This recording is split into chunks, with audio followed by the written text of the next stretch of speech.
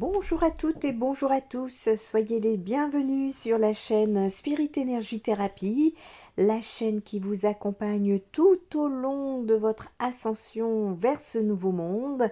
Et donc ici nous allons parler du karma collectif. Pourquoi? Eh bien, certains d'entre vous ont pu regarder la vidéo 2025, la fin de la fin. Alors j'ai eu vos retours, hein, certains les deux pieds sur terre, bien ancrés dans l'ici et maintenant, tandis que d'autres sont facilement ballottés par les émotions. Nous en parlerons ensemble en ce qui concerne la gestion émotionnelle qui vous appartient. Je vous donne rendez-vous dimanche, ce dimanche-ci, hein, dimanche 10 novembre, à 20 h sur la chaîne Nanou Spirit Energy Thérapie pour un live en direct. Nous allons parler de l'ascension 2025 et justement, il est important ici peut-être que je vous donne des notions concernant la gestion des émotions parce que vous allez en avoir besoin. Alors, ici, c'est la continuité, hein, puisque nous avons parlé de karma collectif éventuel pour l'année 2025. Eh bien, ça va être très important de connaître, hein, d'avoir des connaissances à ce sujet pour pouvoir pallier au mieux et pouvoir éviter du karma collectif négatif.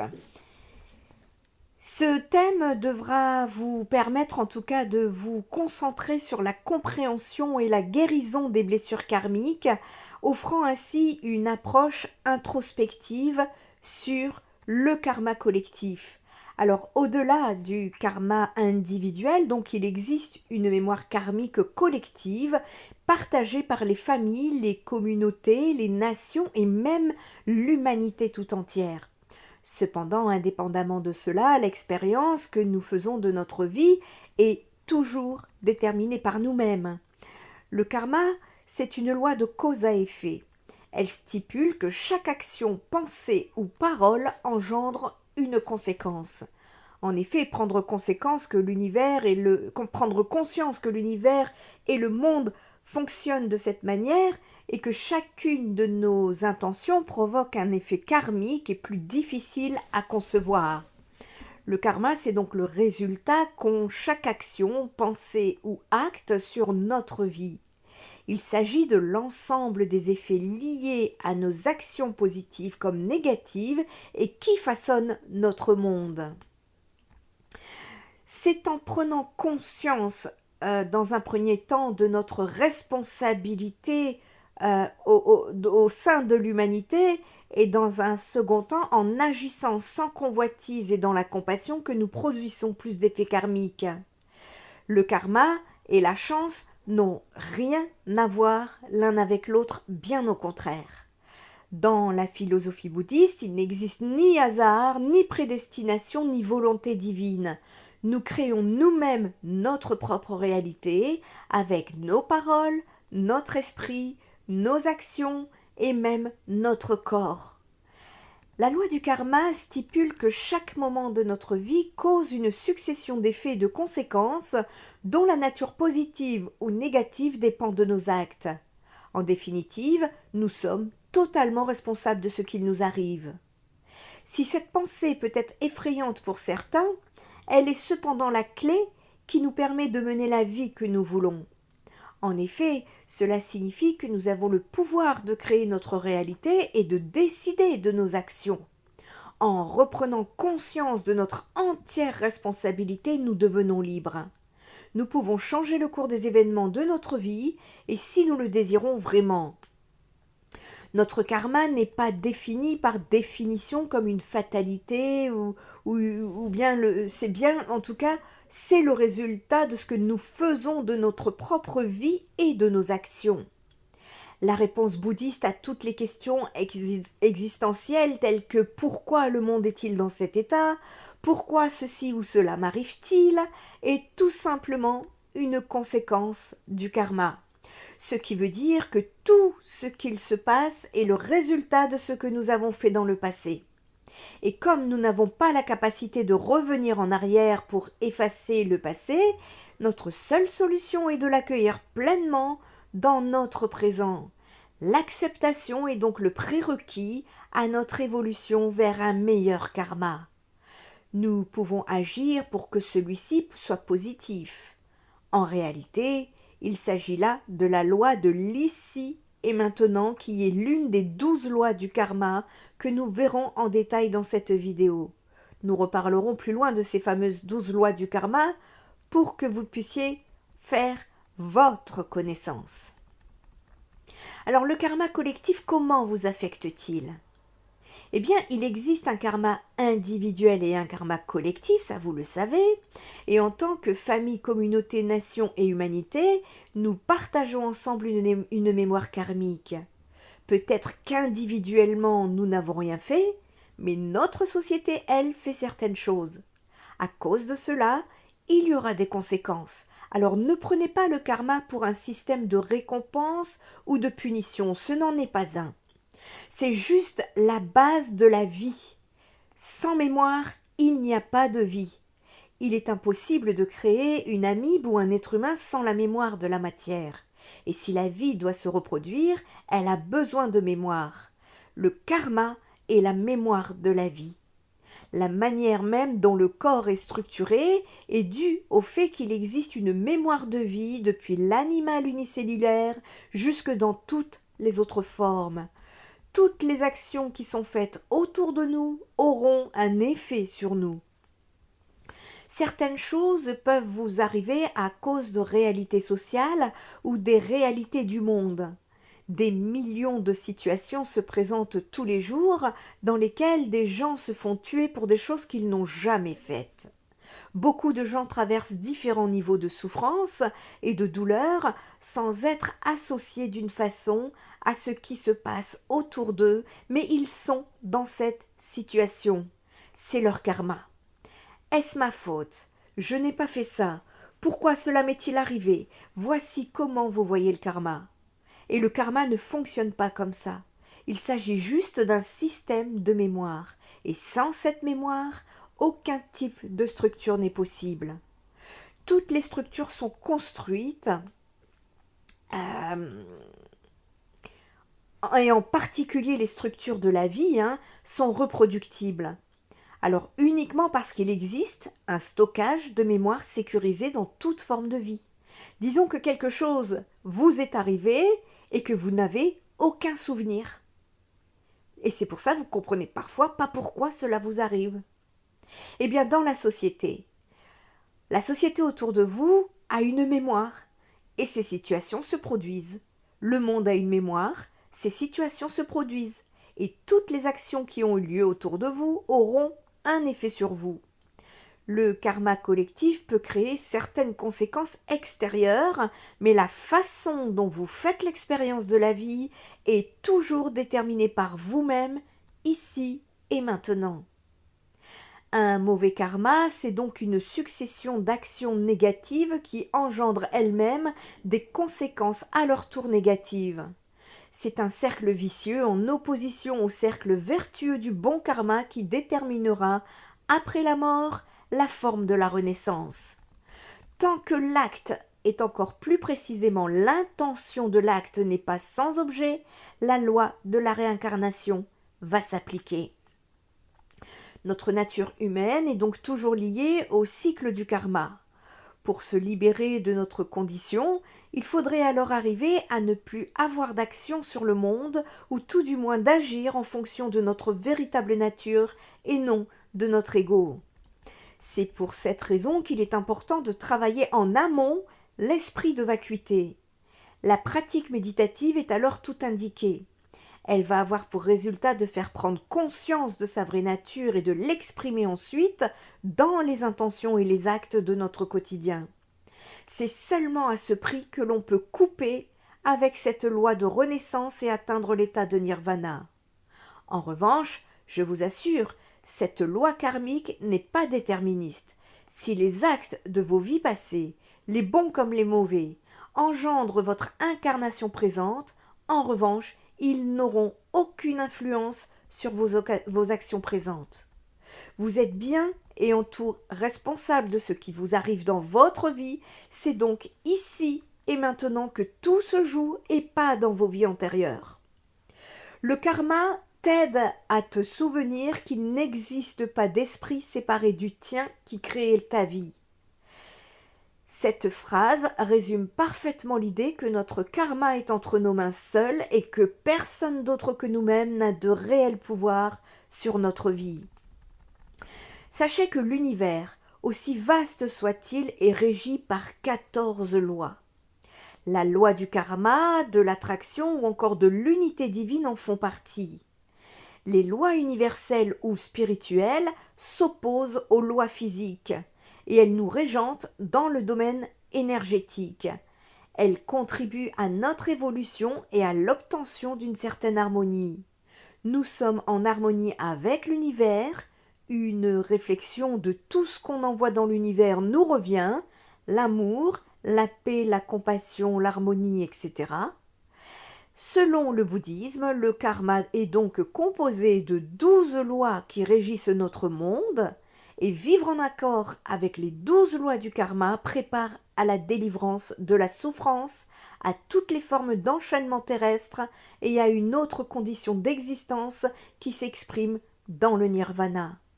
Le nirvana étant l'extinction du soi, débarrassé de l'attachement, c'est un retour au tout. C'est d'ailleurs cet état que l'on pressent lorsqu'en méditant l'ego reprend sa place au profit de l'unité avec ce tout indissociable. Les 12 lois du karma, c'est changer sa vision et celle du monde, et j'espère que cela changera votre vie lorsque vous mettrez ceci en application dans vos vies respectives, ce qui vous créera un bon karma. Tout se produit en temps. Toutes les actions se déroulent en même temps, c'est-à-dire que les cellules meurent et naissent en même temps. Il y a également ce qu'on appelle la loi de l'univers. Il y en a 14. Alors, je ne vais pas vous détailler ici les lois de l'univers, je vous détaillerai les lois du karma. Pour ce qui est des lois de l'univers, il vous est demandé de vous encourager à effectuer vos propres recherches. Ici, il est question de vous mettre en chemin sur des connaissances en quelque sorte, et pour le reste, cela sera à vous de faire le travail, c'est à vous de faire votre petit bout de chemin. C'est important que vous puissiez rester votre propre souverain. La spiritualité, c'est savoir rester libre et faire ses propres pas. C'est tirer sa propre expérience, parce que nul détient la vérité, mais chacun détient sa propre vérité, parce que celui qui croit tout savoir ne sait rien. Chacun vous dicte sa loi, ses croyances, à commencer par nos élites. Libérez-vous. S'il y a des lois à obéir, ce sont celles de l'univers. Donc je vous invite ici à aller étudier les 14 lois de l'univers. Et si vous n'êtes pas resté jusqu'ici, vous ratez cette information, et si c'est le cas, c'est que vous n'êtes pas encore prêt. Vous n'êtes pas encore en phase d'évoluer, et que ce soit cette information... Vous n'êtes pas en phase encore d'évoluer, et cette information peut-être vous reviendra sur votre cheminement un peu plus tard, ou soit ce sera pour une autre vie. Chacun fera comme il peut en gardant sa bonne volonté.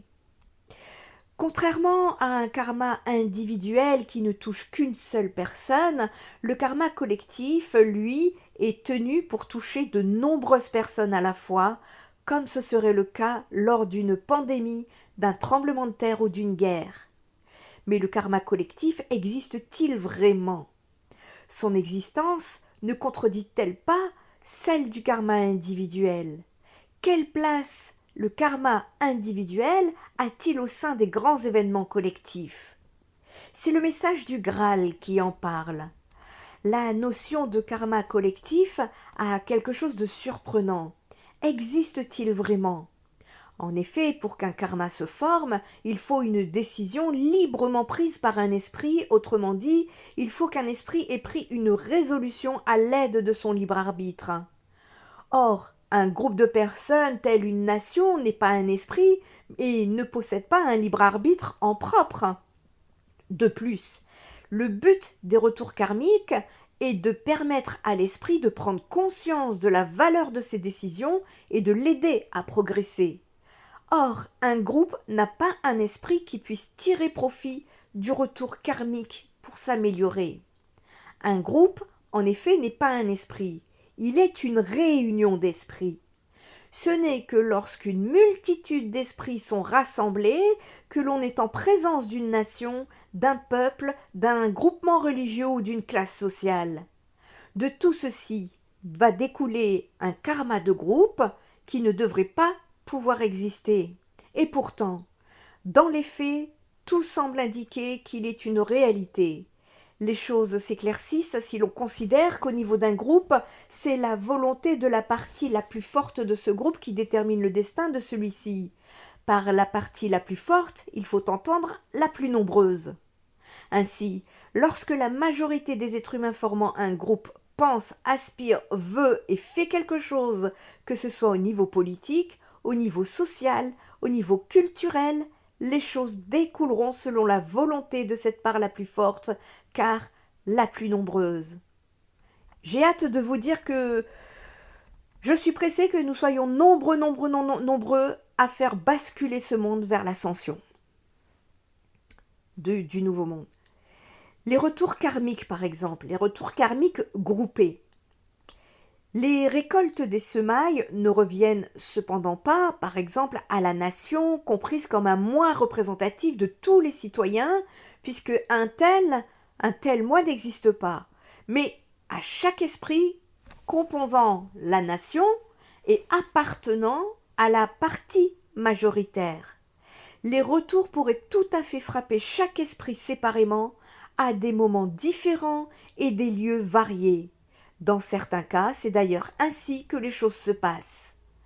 Les retours peuvent cependant aussi revenir tous ensemble, au même endroit et dans la même période. Étant d'un genre similaire, ces retours karmiques forment un ensemble, un grand événement au niveau social ou politique, donnant ainsi l'apparence d'un karma de groupe. Cependant, un karma de groupe dans le sens où la totalité des mauvaises actions commises par les différents membres du groupe reviendrait globalement sur chacun des membres, c'est-à-dire de manière non différenciée et non méritée par certains, n'existe pas.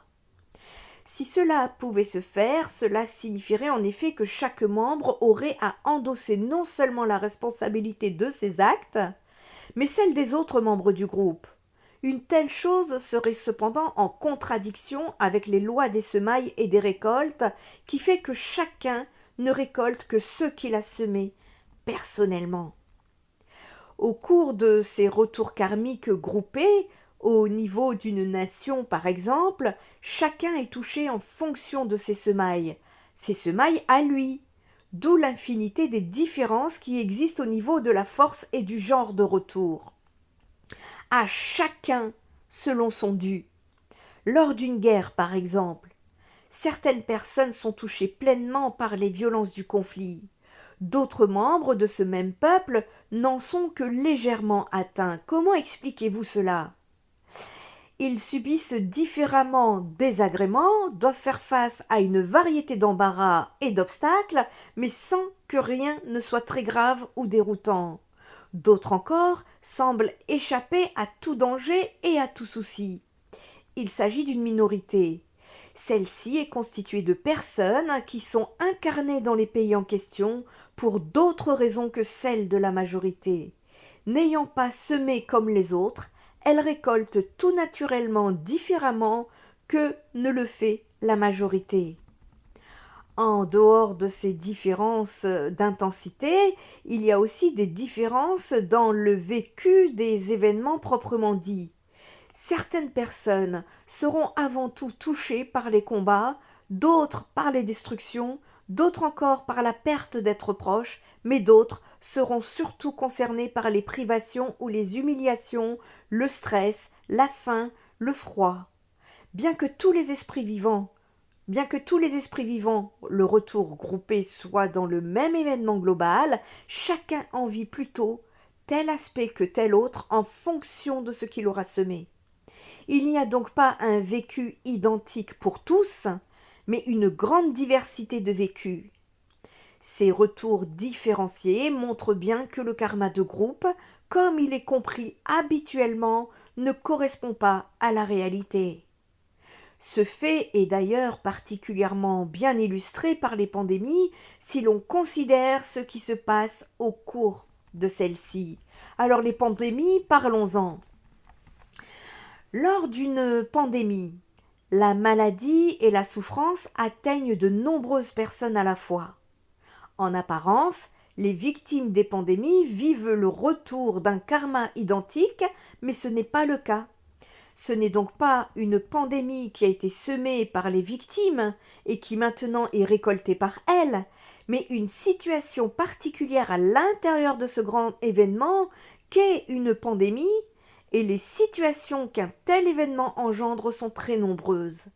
Pour n'en mentionner que quelques-unes, c'est la peur de la contagion pour soi et ses proches, les désagréments dus aux mesures de prévention, ça peut être des restrictions de la liberté de mouvement à cause du confinement, ça peut être des souffrances qu'engendre l'infection, ça peut être des incertitudes quant aux chances ou non de guérison, ça peut être malheureusement des décès de proches, ça peut être des problèmes dus au changement de la situation économique et des conséquences qui en résultent au niveau personnel, etc., etc.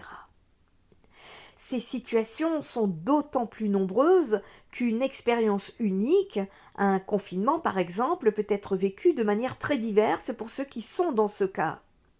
Chacune des personnes concernées vit la situation en fonction de sa propre personnalité. Ce que l'une ressentira comme quelque chose d'intolérable ne sera perçu par l'autre que comme un inconvénient passager, alors qu'une autre encore accueillera la situation comme une occasion de réfléchir au sens de la vie. C'est un petit peu le cas de la vidéo 2025, c'est la fin de la fin. J'ai pu recevoir des conversations, des commentaires très centrés, très enracinés, d'autres qui comprenaient bien l'importance de l'élévation de conscience, d'autres qui sont partis dans des émotions négatives. Vraiment, les comportements, tout, c'est varié. Rien, chaque individu est différent. Chaque individu a son histoire. Chaque individu a son passé. Chaque individu a ses histoires antérieures. Comprenez? Chacun aura des résultats au niveau personnel. Et ces situations sont d'autant plus nombreuses qu'une expérience unique, un confinement par exemple, qui peut être vécue de manière très diverse par ceux qui sont dans ce cas. Chacune des personnes concernées vit la situation en fonction de sa personnalité propre. Je vais vous donner un exemple, moi je remercie mes guides, je remercie l'univers, mais je me remercie moi aussi. Mais admettons, je suis une personne, je n'en parle jamais, même pas dans ma vie personnelle. Je suis une personne en situation de handicap. J'ai des problèmes d'insuffisance respiratoire. Parfois, lorsque je vous fais les vidéos, peut-être que vous entendez mes fins de phrases ou ma voix s'écrase parce que je n'ai pas assez d'air dans mes poumons et que je dois reprendre mon air. Bref, je ne suis pas là pour raconter ça, mais c'est juste un exemple pour vous raconter que le Covid, personnellement, je l'ai plus mal vécu pour les autres que pour moi-même. En ce qui me concerne, je l'ai très bien vécu. Je suis désolée de vous dire ça pour ceux qui ne l'ont pas vécu, et je m'en excuse, mais en ce qui me concerne, j'ai très bien vécu les confinements. De plus, ayant un problème respiratoire assez important, j'avais, si vous voulez, beaucoup de risques d'attraper ce Covid. Ça n'a pas été le cas. Je n'ai jamais attrapé le Covid. Je n'ai pas été vaccinée. Et là, je me dis que c'est peut-être mon karma. Je sais que je suis énormément guidée et protégée par mes guides. Je les remercie infiniment. Mais voyez-vous, alors que le voisin, lui, va vivre l'isolement, mais dramatiquement. Voyez ce que je veux dire? Nous sommes tous ensemble, mais nous vivons les choses individuellement en fonction de différents paramètres qui nous sont propres à chacun. C'est ça que je veux vous expliquer. Et ces situations sont d'autant plus nombreuses, par exemple, donc c'est pour cette pandémie, hein, qu'une expérience unique, un confinement par exemple, qui peut être vécu de manière très différente pour ceux qui sont dans ce cas. Chacune des personnes concernées va vivre la fonction en fonction de sa personnalité qui lui est propre. Et ce que l'une ressentira comme quelque chose d'intolérable, c'est ce que je vous disais, ne sera pas perçu de la même manière par l'autre qui, lui, peut voir ça comme un inconvénient passager, alors qu'une autre personne va l'accueillir comme une occasion de réfléchir au sens de la vie. La pandémie n'a rien à voir directement avec le karma des personnes touchées, mais elle a été utilisée, comme le sont tous les événements touchant un grand nombre de personnes à la fois, hein, pour refluer des karmas pas encore récoltés. Ces karmas sont différents d'un individu à l'autre, mais chaque être humain récolte les fruits de ses semailles à la faveur d'un même événement. Celui-ci aurait d'ailleurs pu prendre d'autres formes. En effet, ce qui compte lors d'un retour karmique est moins la forme extérieure de l'événement que le vécu intérieur. Ainsi, la détresse que l'on ressent lors d'une pandémie et les mises en question que cela entraîne peuvent être déclenchées tout aussi bien par une pandémie que par une catastrophe naturelle, une guerre, un incendie ou une crise économique. Beaucoup de personnes peuvent donc être touchées au cours d'un même événement, mais chacune reste toujours responsable de ses semailles, donc de son destin personnel. On croit être en face d'un karma collectif, mais il s'agit d'un retour groupé de karma individuel. Alors comment agir pour avoir un bon karma? Eh bien, chaque individu a déjà fait l'expérience des lois du karma dans sa vie. Une action ou un acte désintéressé qui conduit à un résultat positif inattendu, qui est un bon karma, ou une parole qui dépasse notre pensée et qui pour résultat aura un effet néfaste à long terme, donc mauvais karma. Nous avons tous vécu ce genre de situation. Je vous rappelle que nous sommes tous en apprentissage ici-bas, et moi y compris. Dans l'imaginaire collectif, le karma est une malédiction ou une bénédiction qui nous tombe dessus sans que l'on ne puisse rien y faire. On entend souvent dire c'est le karma, comme on dirait ce n'est pas ma faute, c'est mon destin, c'est comme ça, on n'y peut rien. Et dans ce cas, vous risquez d'attendre très longtemps pour ceux qui ont un mauvais karma. Le concept du karma est similaire à la loi de cause à effet. Tes actions ont donc des conséquences, mais ce n'est pas tout. Ce que tu dis et ce que tu penses, même si tu ne le dis pas, ont également des répercussions. Alors bien sûr, tu ne peux pas toujours contrôler ce qui te passe par la tête et tes pensées ne regardent personne. À la limite, ça regarde toi et l'univers. Mais elles exercent elles aussi une certaine influence, notamment sur toi-même. Je vous rappelle que tout est énergétique. Être envieux, se réjouir du malheur des autres ou avoir un état d'esprit négatif ne fait de bien ni à toi ni à ton entourage. Personne n'est complètement épargné et il est humain d'éprouver ces sentiments parfois. Mais ce que tu peux faire, c'est repérer ce genre de pensées et essayer de les changer en quelque chose de positif. Ainsi, au lieu d'envier une personne, tu peux te réjouir pour elle et plutôt que de te réjouir de son malheur, tu peux faire preuve de compassion. Alors bien sûr, ça a l'air plus facile à dire qu'à faire, mais dans ces moments-là, demande-toi pourquoi tu ne parviens pas à te réjouir pour les autres. Est-ce que tu es insatisfait de ta propre situation? Écoute-toi et trouve ce qui te manque. Ou alors concentre-toi sur toi au lieu de te comparer aux autres. Finalement, le karma a tout à voir avec ta propre évolution et le fait de savoir en tirer des apprentissages afin de grandir est très très important. L'autoréflexion est une excellente méthode pour apprendre à connaître son jeu véritable, ainsi qu'éliminer ses blocages intérieurs ou surmonter des difficultés extérieures. Si tu penses qu'il te suffit d'attendre et de laisser le karma faire le reste, tu te mets vraiment le doigt dans l'œil. Alors bien au contraire, tu as toutes les cartes en main et tu peux te libérer de tes actions passées en faisant le bien dans le présent et en améliorant ton karma. Et l'avantage, c'est que si tu organises activement ton quotidien, tu peux alors faire en sorte d'influencer positivement ta vie au lieu de te concentrer sur les choses négatives de ton passé. Dans un premier temps, un peu comme les flammes jumelles, il faut garder à l'esprit que nettoyer son karma passe par le détachement émotionnel et intentionnel. C'est comme agissez de façon à vous détacher du résultat, qu'il soit bon ou mauvais, et n'accordez pas d'importance à ce qui est éphémère. La notion de rééquilibrage karmique peut paraître floue, donc nous utiliserons dans ce cas précis des métaphores qui vont vous être utiles à votre compréhension.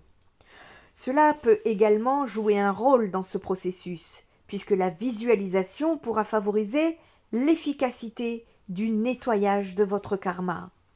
Les soins énergétiques peuvent purifier vos énergies, elles peuvent couper des liens, mais ne fera pas le travail à la place de vos pensées, de vos comportements et tout ce qui s'ensuit. Nettoyer ou rééquilibrer votre karma peut être comparé à l'entretien de votre vaisselle ou de votre véhicule. Dans cette analogie, vous avez la possibilité de laver votre vaisselle après chaque repas ou de nettoyer votre voiture après chaque averse ou bien de laisser s'accumuler la saleté pour effectuer un grand nettoyage lorsque cela devient inévitable. Si vous n'êtes pas familier avec cette tâche ou si elle ne vous plaît pas, vous rencontrerez des difficultés. En revanche, si vous adoptez une routine régulière comme le nettoyage après chaque repas, cela vous reviendra beaucoup plus facile. De la même manière, le rééquilibrage karmique, lui, peut être vu comme une activité physique. Lorsque vous engagez dans le sport, vous brûlez des calories et vous réduisez votre masse grasse. Ce processus est similaire à celui de votre karma. Vous ne pourrez pas commencer à éliminer vos excès une fois que vous aurez cessé, vous pouvez commencer à éliminer plutôt vos excès qu'une fois que vous aurez cessé d'en accumuler davantage. Accordez à votre métabolisme le temps nécessaire pour décomposer les graisses déjà présentes avant d'en ajouter de nouvelles. Ainsi, votre karma, tout comme votre corps, a accumulé de nombreuses actions au fil du temps et il est essentiel de ne pas les ignorer.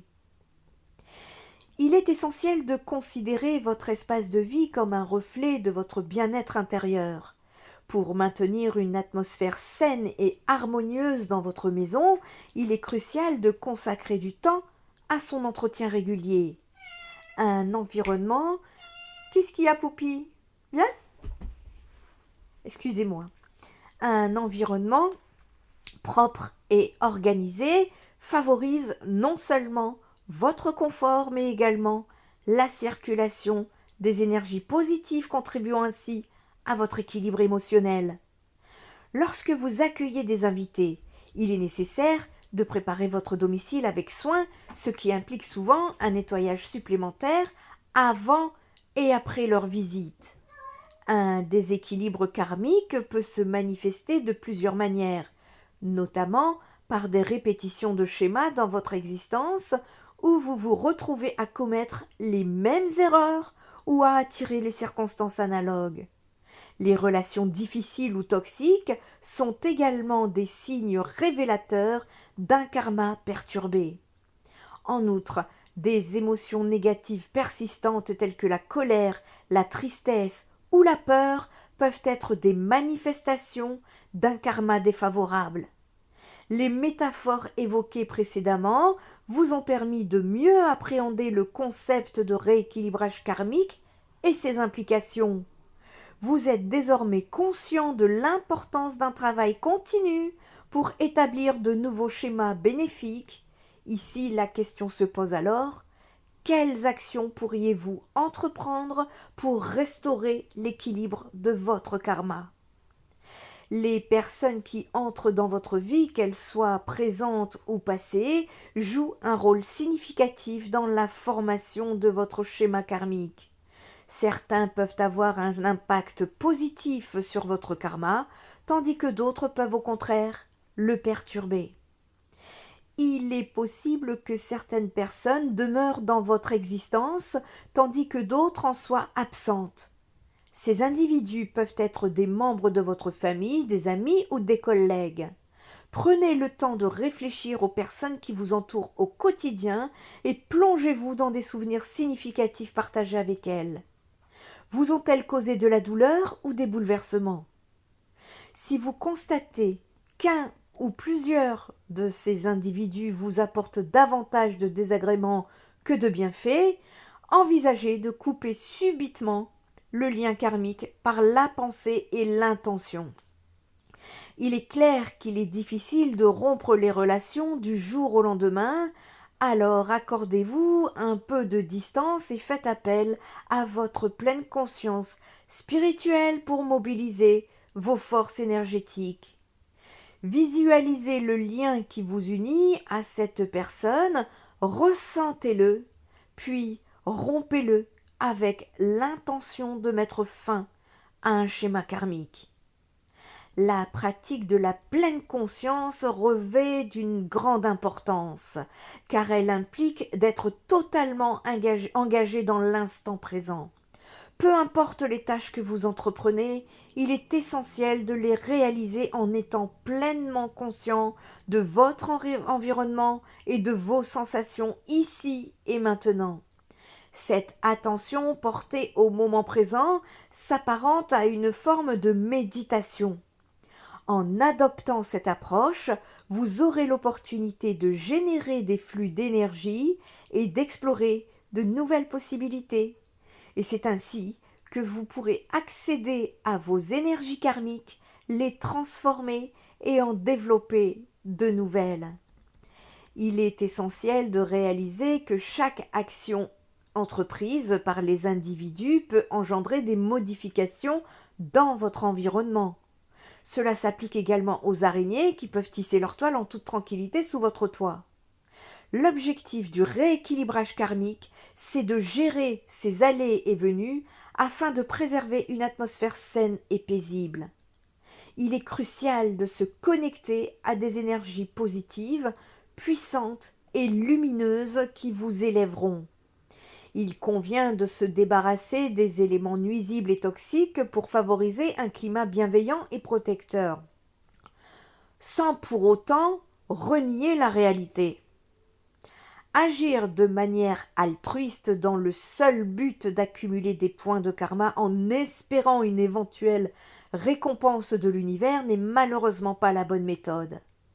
Pour cultiver un bon karma, il est impératif d'agir sans rechercher un bénéfice personnel.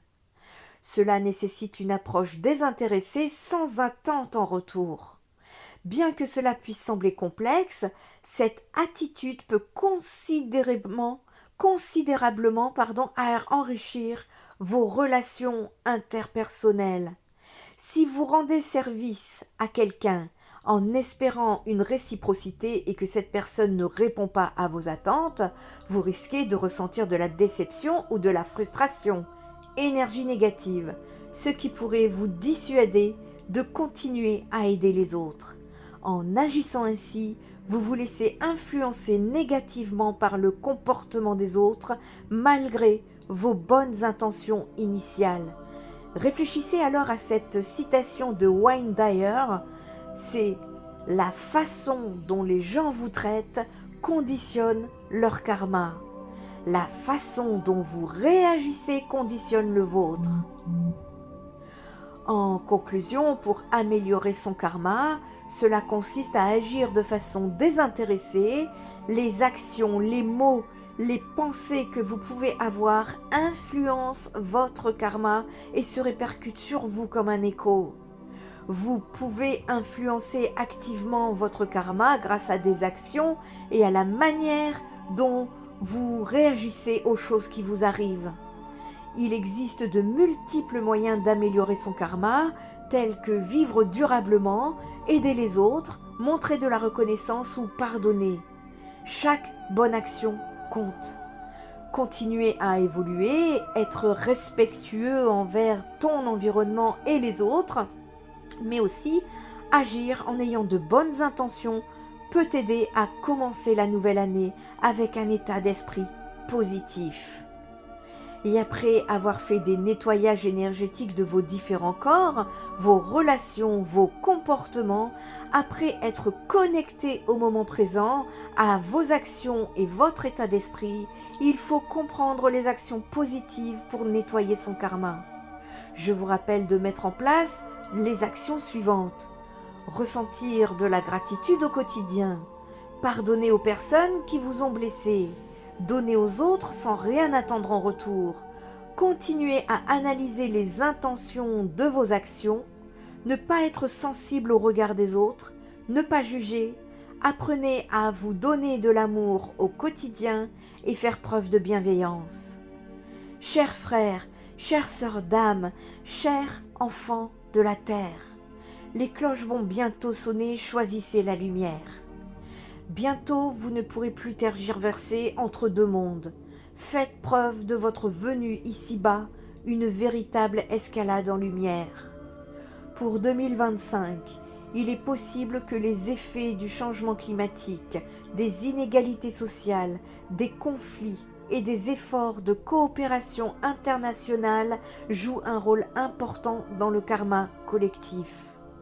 Les choix que nous faisons aujourd'hui en tant que société, qu'il s'agisse de progrès technologiques, de justice sociale ou de préservation de notre planète, auront un impact sur notre avenir commun. En fin de compte, le karma collectif sera le résultat des actions et des décisions prises par l'humanité dans son ensemble.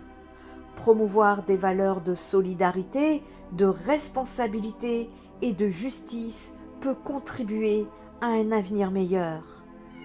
C'est le moment de converger, il est plus que temps. L'amour de soi et des autres, le partage, la générosité, la noblesse de l'âme vous est demandé. Il est aussi temps de vous solidariser, alors éveillez, réveillez, connectés, spirituels. Il est temps de vous solidariser pour faire de ce monde un monde meilleur et que nos enfants soient fiers de nous. Il ne tient qu'à nous que nos enfants récoltent le moins de karma collectif possible. N'oubliez pas la guidance qui a été faite en 2020. 2020-2027, c'est s'entraider ou s'entretuer. Nous sommes en 2024. Nous arrivons en 2025. Merci à vous pour votre fidélité sur la chaîne Spirit Energy Therapy. Vous avez compris la notion du donner, recevoir, partager. Merci à vous tous qui contribuez dans vos actes à faire de ce monde un monde meilleur. Merci également d'être restés consciencieux et conscients tout au long de cette vidéo, car vous êtes restés au bout, jusqu'au bout de cette vidéo. Alors, petit cadeau bonus, vous trouverez un lien sous la vidéo qui va vous permettre de regarder un film tout en détente, tout en apprentissage ou en rappel de connaissances. Mieux que Netflix, c'est de la nourriture positive.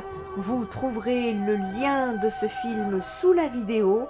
Alors, cocoonisez-vous tout en détente. Je vous souhaite un bon visionnage de ce film et qu'il vous apporte en tout cas des compréhensions. La fin de 2024 pourrait être marquée par une dynamique de changement, d'introspection, de prise de conscience collective. Et ces tendances pourraient encourager chacun à agir de manière plus consciente et à réfléchir sur les répercussions de leurs actions. Il est important ici de comprendre que de comprendre son karma est un véritable cadeau de l'univers. Prenez bien soin de vous, des autres et de la planète. Spirit Énergie Thérapie, ta guérison commence ici.